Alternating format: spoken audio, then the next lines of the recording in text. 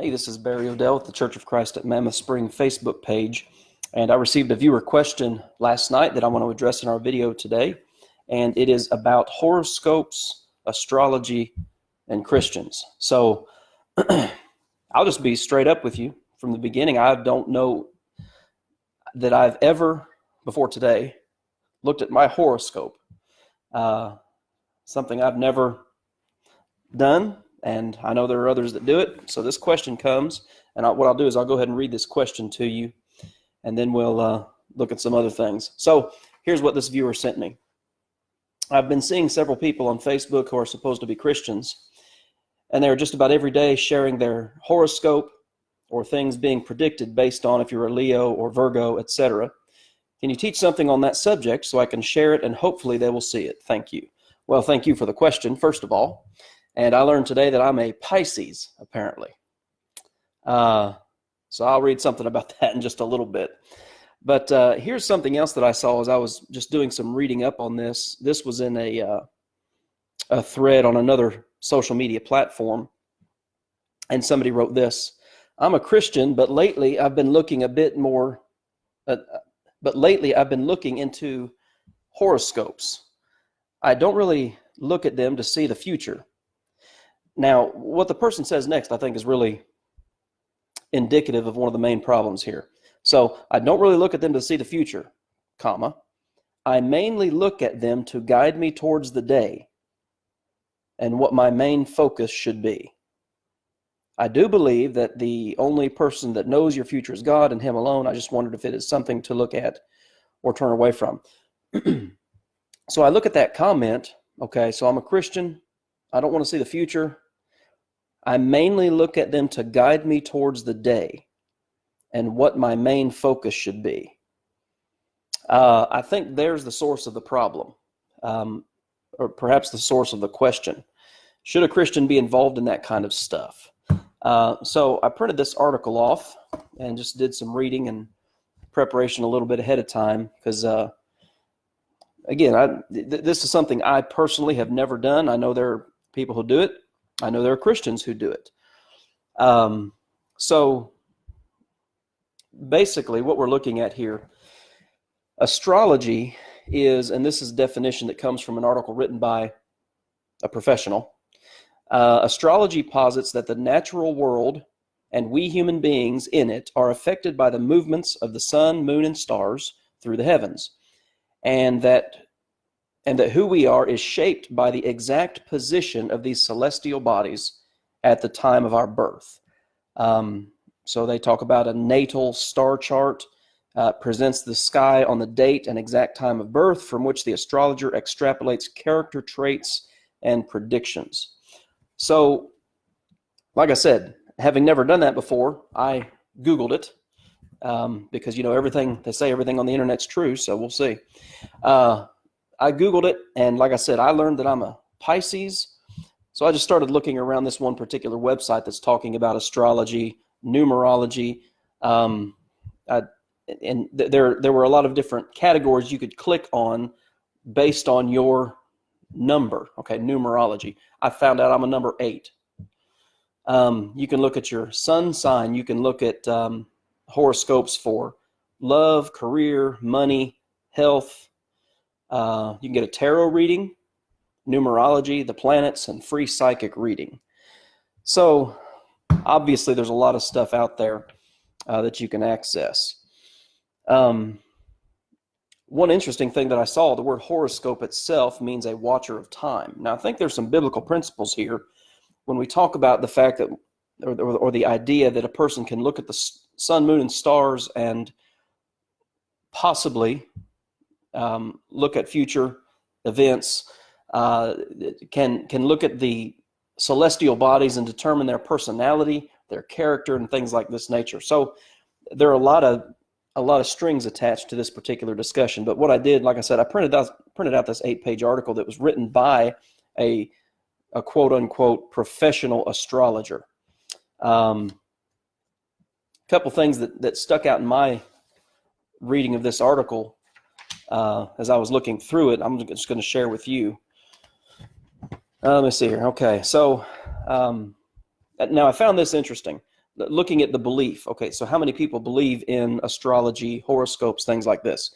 So in 2009, there was a Harris poll. And I caught something here. So it says a significant portion of the population believe in the underpinnings of newspaper horoscopes. According to a 2009 Harris poll, 26% of Americans believe in astrology.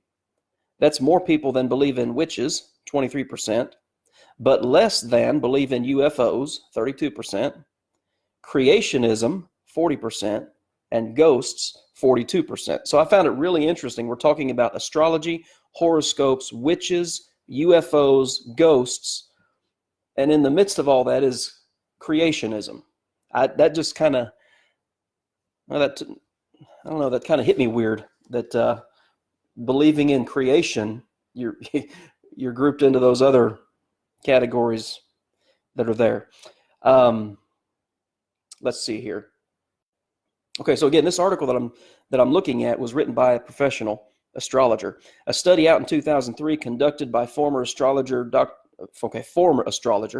Dr. Jeffrey Dean and psychologist Dr. Ivan Kelly tracked the lives of 2,000 subjects who were all born within minutes of one another over several decades. So again, astrology and horoscopes, this is all based on the signs in the skies, okay, celestial bodies, sun, moon, stars, their alignment, zodiac, things of this nature.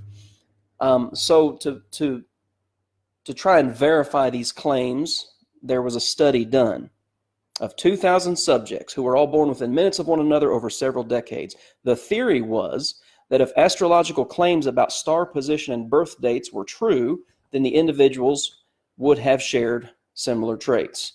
So according to the 2003 study, that is not true. So again, this study was done by a former astrologer and a psychologist with 2,000 subjects. That's pretty good sampling. Now here's what another professional astrologer says about specifically horoscopes. He says the art of writing a successful horoscope column probably confirms what all too many skeptics and cynics eagerly clutch to their bosoms as charlantry. Okay, just in other words, just speaking to be speaking, because it's writing ability that makes a horoscope column believable. Ultimately, a successful column will avoid specifics wherever possible. You develop the art of being vague. So in view of that perception from a professional, okay, who writes these columns, I thought, well, hey, I'll look up mine. So like I said, I found out today I'm a Pisces. So here's what it says of me for February 12th, 2020. Paperwork involving money might seem a bit overwhelming today, Pisces, and you might ask a friend for advice or assistance. This person probably knows what it's all about, so listen, even though you might not understand much of what he or she says. Financial benefits could be in the wind. You may be entertaining outrageous fantasies of what you're going to buy with it all. Dream all you want, but be practical when the windfall comes. That's about as vague as you can get. That little paragraph there is peppered with probably, might, maybe, and could. And that's exactly what this professional says here. A successful column will avoid specifics whenever possible.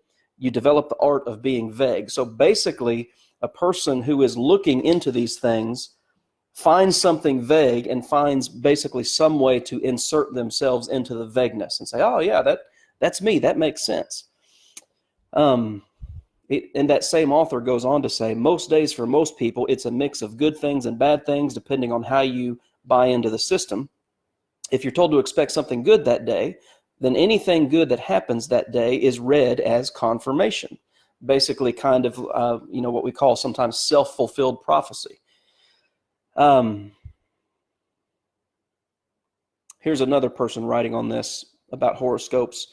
It's a rather attractive worldview is that there is some sense of unfolding benign purpose in the universe in which you weren't fundamentally responsible for everything, but were given some kind of control, and astrology gives us a bit of both, a balance. And then just to wrap this part up, I thought this was pretty interesting. and I won't hardly ever do this, but I'm going to quote Richard Dawkins. Okay, Richard Dawkins is a militant atheist, not a friend to Christianity at all. But he says this: astrology not only demeans astronomy, shriveling and cheapening the universe with its pre-Copernican dabblings, it is also an insult to the science of psychology and the richness of human personality. That may be one of the few times I agree with Richard Dawkins, the atheist. So just reading all of those things to show you that this is a thing, obviously, and there are mixed responses to it. So like I said, I did my own research. I found out I'm a Pisces, and I found out that my number, numerology, I'm number 8. I don't know what that means. I guess that's better than number 2. But anyway, number 8. Coming up with innovative and creative ideas will be a breeze for you on this day. The essence of a 3-day naturally enhances your ability to think all kinds of different approaches. Along with this, your communication and expressive skills will be very strong.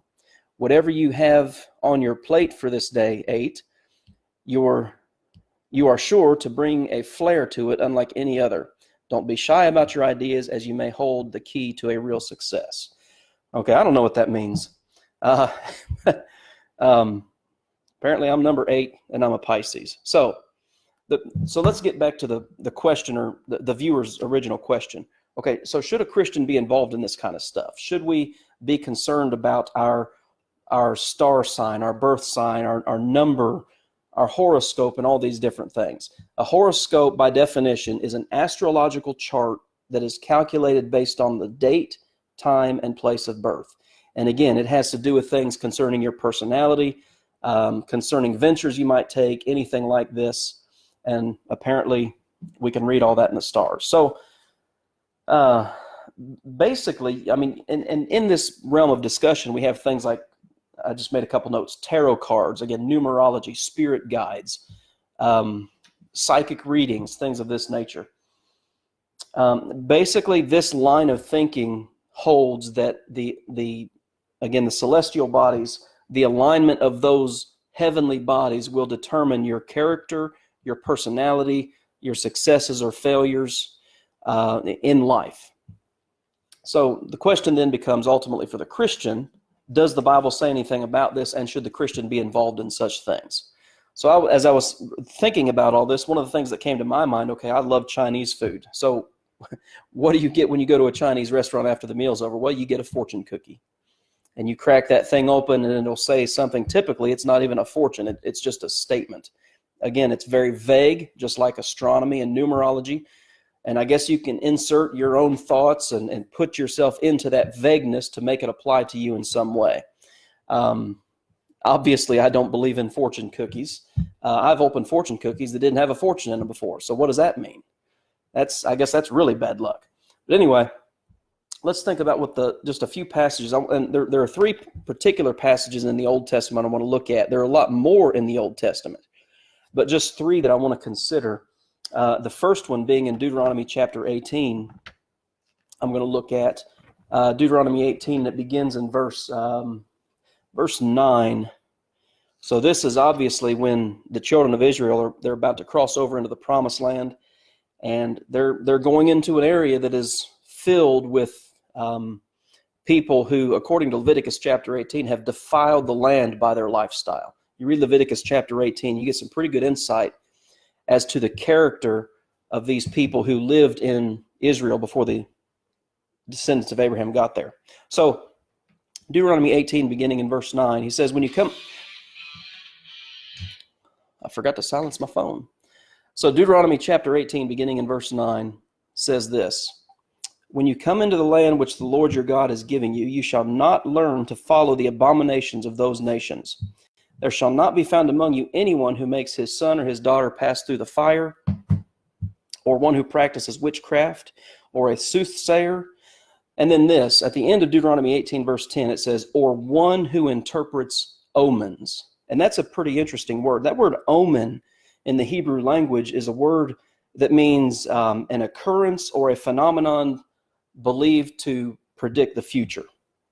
So a person who looks at an event or looks at something and tries to interpret it in a future sense. Now, later in Deuteronomy 18, Moses gets very specific with, okay, who is a prophet? That's Deuteronomy chapter 18, basically verses 20 through 22. So it goes on to say in verse 10, anyone who practices witchcraft or soothsayer, or one who interprets omens, or a sorcerer, or one who conjures spells, or a medium, a spiritist, or one who calls up the dead. I believe the King James there says a necromancer. For all who do these are an abomination to the Lord, and because of these abominations, the Lord your God drives them out from before you. Okay, the people who inhabited Israel before the Jewish people got there. So that's one passage, Deuteronomy 18, verses 9 through 14. Now, again, I know, in fact, I mentioned this in the video on Monday, we are not under the Old Testament. We don't live under the law of Moses. However, there are a lot of principles. It was written for our learning, Romans 15:4. So there are a lot of principles that we can gain from a knowledge of the Old Testament. Another passage in the Old Testament is Isaiah chapter 8. And in this particular chapter, God, through Isaiah, is warning the people of punishment that's coming because of their sin. And so in Isaiah 8, verse 19, it says, and when they say to you, seek those who are mediums and wizards, who whisper and mutter, should not a people seek their God? Should they not seek the dead on behalf of the living? In other words, we need to talk to some, as the New King James says here, some mediums or some wizards. We need to figure out what's going to happen and what we can do about it. God's response to that is in verse 20, Isaiah 8 and verse 20, to the law and to the testimony. If they do not speak according to this word, it is because there is no light in them. So, if they're telling you something other than what's in my law, God says, they're wrong. They're full of darkness, not light. And then a final passage, it's also in Isaiah, and it's over in Isaiah chapter 47. And Isaiah 47 verses, I've got written down there, verses 12 and 13. It says there, so now stand now with your enchantments and the multitude of your sorceries, in which you have labored from your youth. Perhaps you will be able to profit. Perhaps you will prevail. You are wearied in the multitude of your counsels. Let now the astrologers, the stargazers, and the monthly prognosticators stand up and save you from what shall come upon you. So, and throughout these chapters, the 40s chapters of Isaiah, you have this idea of God contrasted with the idols and with things like what is mentioned here in chapter 47, verses 12 and 13. And it's condemned, obviously. But again, I understand we're not under the old law, but it does say quite a bit about it. A New Testament passage that addresses this subject, I believe, is Romans chapter 1. So I'm going to turn over there real quick. And we're not just going to look at these verses. I'm going to say a few things after I look at these verses too, about the whole concept. So Romans chapter 1, I've got just a couple verses written down here. Well, Romans chapter 1, beginning in verse 21. It says, but although they knew God, they did not glorify him as God, nor were thankful, but became futile in their thoughts, and their foolish hearts were darkened. Professing to be wise, they became fools, and changed the glory of the incorruptible God into an image made like corruptible man, and birds and four-footed animals and creeping things. Therefore, God gave them up to uncleanness and the lust of their hearts, to dishonor their bodies among themselves. And then verse 25 says this, Romans 1:25, who exchanged the truth of God for the lie, and worshipped and served the creature, that is the created thing, the creation, rather than the Creator, who is blessed forever. Now, all these definitions that I've read to you about astrology and horoscopes, the fact that these things it's a worldview that says the alignment of the heavenly bodies determines your life, your personality, your career, your success or failure. That is worshiping and serving the created things rather than the Creator. I shared with you that question that not the question that I was sent, but another question on a different social media platform from this person who was a Christian. You remember what they said? They said, I don't read these things to look into the future, but I read these things to help me determine my daily conduct, basically. So you have people who look to the stars. Okay, they look to a number, they look to the time and place of their birth, and based on that, okay, for me, it's almost 41 years ago. That's going to determine what I do each day based on a horoscope. When I read Romans 1:25, I think really that, in a very quick way, answers this whole discussion. Because what people are ultimately doing when they're putting their faith in that type of thing is they're worshiping and serving the created thing rather than the one who created the thing. And that's idolatry. The second verse that I had from the New Testament is very simple and straightforward, Ephesians 5 and verse 11. Have no fellowship with the unfruitful works of darkness, but rather expose them. Okay, so let's bring this all back around. So again, that original question that was sent to me by one of my viewers on here, should a Christian do that? Should we look to our signs, whatever we are? Virgo, Pisces, whatever. I don't even know them all, obviously. Do those things determine our character? Do those things determine our personality? Do they determine our future, our future successes and failures? Well, when you look to the Bible, the obvious answer is no. One passage of scripture that comes to my mind in this particular discussion in these terms is Proverbs chapter 3, verses 5 and 6. Lean not on thy own understanding, but trust in the Lord with all your heart, and he shall direct your paths. Again, the writer of this column that I was reading to you, I think it turned out to be 8 pages once I printed it out. This guy's a professional. And he says they learn the art of being vague in their writings, and their daily horoscopes specifically mentioned there. And so you can read your horoscope that's written very vaguely, and you can insert yourself in there and say, hey, this must be true. These guys know what they're talking about. You're leaning on your own understanding. You're not putting your trust in God. And I think, obviously, I know that's a very dangerous place to be. When you're reading the article or the horoscope of some materialist for your daily guidance. A Christian should have no part in it. I think of Psalm 119, verse 11, and then also verse 105. Thy word have I hid in my heart that I might not sin against thee. Okay, that's Psalm 119:11. Verse 105 is, thy word is a lamp to my feet and a light to my path. We don't need some guy in a newspaper somewhere telling me what my life's going to hold today because I was born on March 15th, 1979. I don't need to know that. I determine my character. I determine my personality. I determine what I'm going to do each day. And I don't need some star alignment to help me.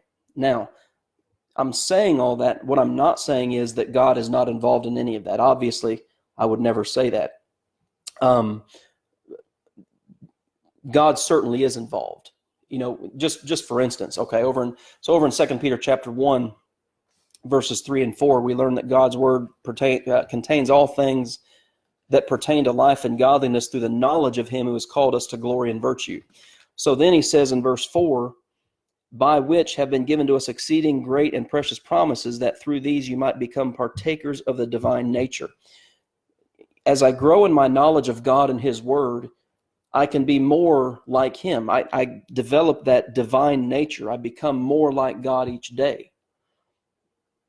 And I do that from a knowledge of his word, not from reading my horoscope, not from believing in a fortune cookie sheet, not for looking for my number or anything like that. Those things are, again, those things are full of mysticism and New Ageism and even to some extent occultism.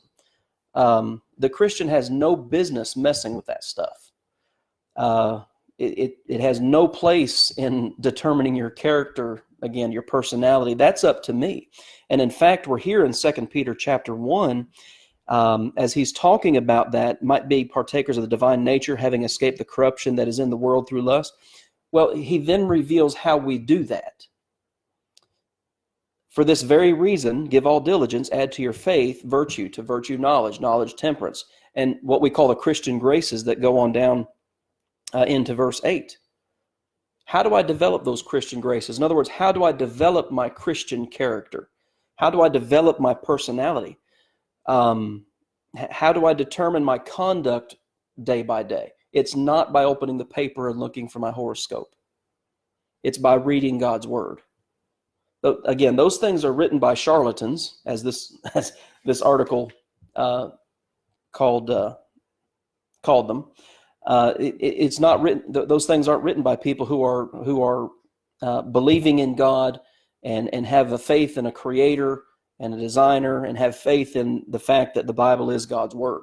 So just to very directly answer the question that was sent to me, no, a Christian should not be involved in that stuff. A Christian shouldn't share that stuff on Facebook.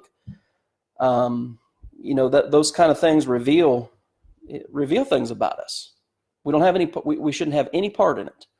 Absolutely not. If we want to develop our personality and character and determine our successes and failures, number one, we have personal responsibility. But number two, we also need to understand that God is involved in that process, not the stars, not the sun, moon, and stars.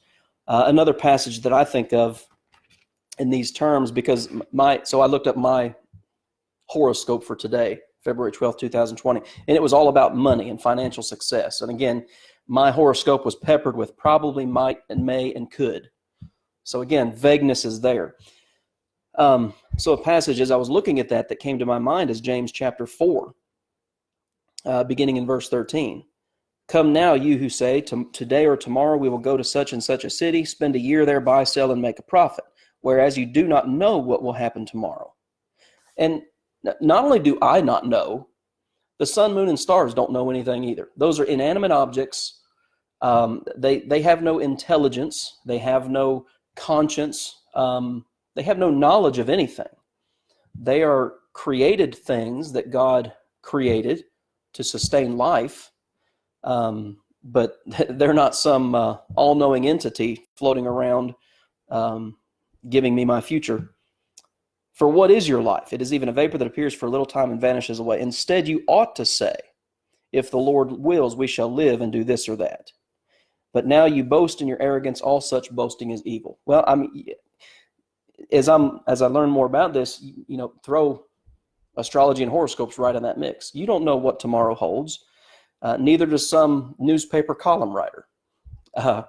So we need to have the idea, we need to have the mindset of James 4:15. You ought to say, if the Lord wills, we shall live and do this or that.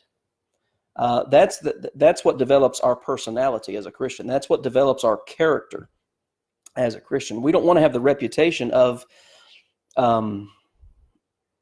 being astrologers or numerologists or anything like that. So I think we need to be very careful with that. And that was a good question. This is a subject that I had never addressed before. I've looked at it, obviously, reading through Scripture on my own time and things like this, but I'd never really put thoughts together and examined what even the professionals themselves say. So remember, and this is one thing that really stuck out to me too, and I'll wrap up with this. The word horoscope means a watcher of time. That looking at the etymology of that term, a watcher of time. Well, you have those mentioned in the book of Daniel in the Chaldean Empire. So that's been around for thousands of years. People who watch the times, people who watch the stars and the constellations and things like this. So this is nothing new, but it's not right either. Just because something's been around for a long time doesn't make it right, obviously. So again, hopefully I've answered the questions and presented a biblical case here against astrology, numerology, horoscopes, things like this, tarot cards. What else was it? Spirit guides, things like that. If you want a spirit guide, you need to read the Bible. I mean, that's the book that guides our spirit. It's like Paul said in Romans chapter 8 and verse 9, if any man have not the Spirit of Christ, he is none of his. Christ is our spirit guide, if you want to use that terminology, I guess. Again, not some newspaper column writer who's beyond vague in their predictions for your character and future. So anyway, I've been going about 30 minutes. And I've got a lot of you on the live stream here, and I always appreciate it. I've got one comment. I would think this would also apply to which Disney princess movie character are you? You're an intelligent person. If you sleep a lot, stay up late, curse, etc. Okay, well,